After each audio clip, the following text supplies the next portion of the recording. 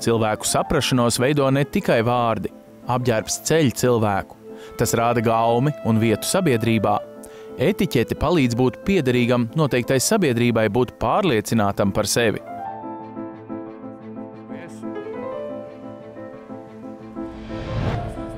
Žesti ir neverbālās saskarsmes nozīmīgs elements. Ar žestiem varam paust attieksmi, to, ko neizsakām ar vārdiem.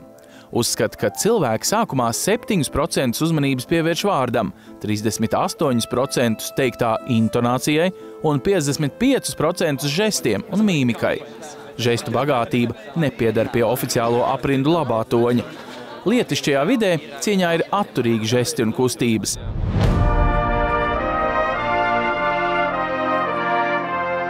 Latvijas prezidentūra Eiropas Savienībā.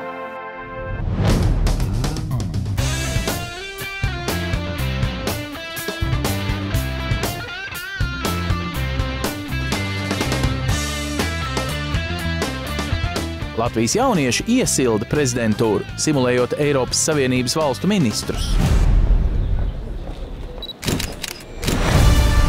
Latvijas prezidentūra Eiropas Savienībā. Tā ir iespēja iziet kaut kā ārpus tiem ikdienas rāmjiem un redzēt, kā tad notiek tas process no iekšienes un kļūt kaut kādā ziņā pašpārliecinātāks par to, ko tu uzskati par savu viedokli un nebaidīties to paust. Šī ir iespēja gan parādīt mums sevi kā valsti. Mācības. Lai veiksmīgi realizētu mērķi, nenovērtējams ir visu veidu zināšanas. Gatavojoties simulācijai, jaunieši mācījās. Svarīga bija katra paša iniciatīva, bet arī citas īpašības, humora izjūta un spēja pielāgoties. Tu esi attīstības komisārs un tu esi vides komisārs. Okay. Mācības. Jolanta atgādina Latvijas kā prezidējušās valsts ministram neaizmirst arī savas valsts intereses. Tas, ka mēs esam prezidējušā valsts, nenozīmē, ka mēs aizstāvam tikai Eiropas intereses, tikai lūdzu. Es centīšos apkopot Latvijai vēlamākais. Ļoti labi, turieties. Paldies. Armands vadīja pirmo no daudzajām prezidentūras sēdēm. Spoži. Latvijas prezidentūra Eiropas Savienībā ir atklāta.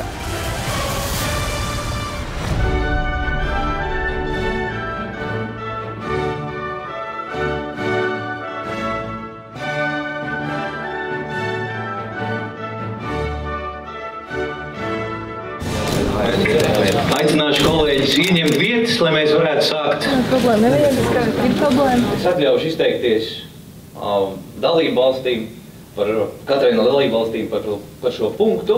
Vārds Grieķijas pārstāvēm. Paldies par doto vārdu. Dārgie draugi, kolēģi, šodien mēs runājam par jautājumu, kā palīdzēt... Runas tiesības iegūst paceļot valsts vārda karti. Dārgais Grieķijas pārstāvji, es jums lūkšu konstruktīvas darba kārtības ietvaros, lūdzu pievērsties tieši sīkāk pirmajam jautājumam. Manuprāt, politiķim svarīgākais ir saglabāt nosvērtību un izprast situāciju, neiesaistīties personālijās un īpaši neizklāstīt savas emocijas, neiedziļināties tajā, bet novērtēt tieši situāciju ar vērsu prātu. Jautājums, vai mēs svītrojam šo pirmo punktu? Jā, lielākā daļa. Es pieņemu, mēs ņemam gadu, divus.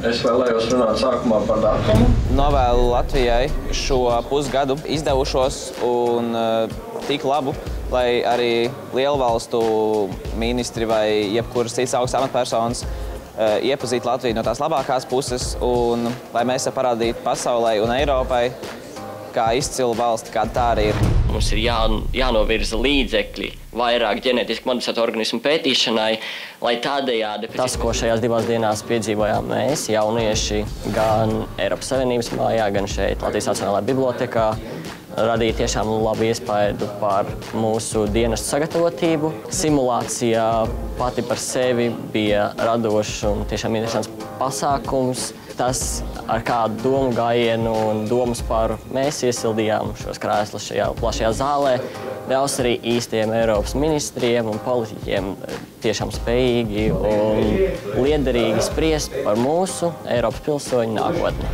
Kā to vispār radusies, tad mums vajag uzlabot pārstrādi, kur pašlaik Eiropas Savienībā pārstrādāt pieci. Šī simulācijas spēle bija īpaša, jo mums tika dot iespēja sēdēt tajos krēslos, kur pēc dažām dienām vai nedēļām sēdēs ministri. Un tas, ko es iegūstu no šīs spēles, es pat tēloju tādu personāžu, kuru es nekad nebiju dzirdējis. Latvijai es vēlu cienīgi izturēt šo prezidentūru. Es zinu, ka mums sanāks un mēs radīsim labāku iespēju, kādu vien spējam. Joprojām bija ļoti pārsteigta par to, kā politiķim ir jāuzvedās, ka patiesībā arī politiķis pats daudz domā un veic secinājumus, un ne tikai viņa asistenti sastāda viņa runas, un ir ļoti svarīgi, kā politiķi sevi pasniedz. Jā, paldies jums arī par jūsu viedokļiem, un paldies jums.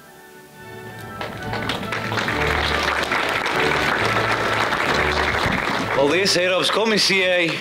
Paldies par darbu.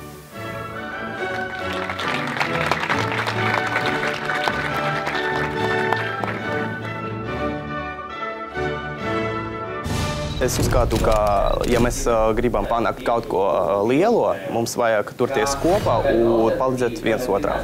Понял, как происходит это все. Mana dzimtā valoda ir krievu valoda, un es pats esmu dzīvojis Krievijā, bet ģimene pārbraucam Latvijā, un bija drusciņi grūti kontaktēt nedzimtā valoda, bet kad tu esi tāda vide, kur visi cilvēki sarunās latviešu valoda, un kad tu jūties kā Latvijas nozīmīga daļa, tu to uztver drusciņi citādāk, un tu uzskati, ka latviešu valoda ir tava dzimtā valoda. Latvija ir tā valsts, kurā palīdzēja man realizēties, un tā ir valsts, kurai es plānoju realizēties nākotnē. Latvijas prezidentūras pamatprincipi – iesaistīšanās, izaugsme un ilgtspēja.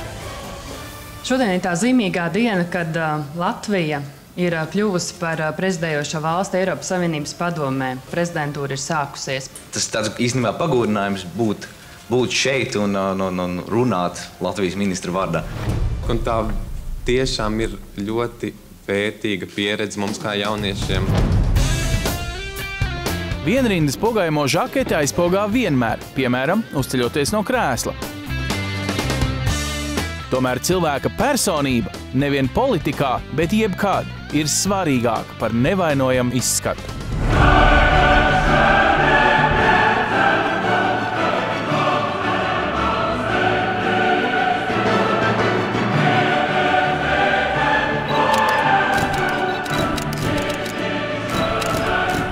Latvijas valstī novēlējums noteikti būt spēcīgai, pašpārliecinātai, tādiem pašiem kā tie cilvēkiem, jo bieži vien mēs dzirdam, ka mēs esam maza valsts, bet citreiz mēs aizmirstam, ka teritorijā mēs esam tādi pati kā Šveice. Ja?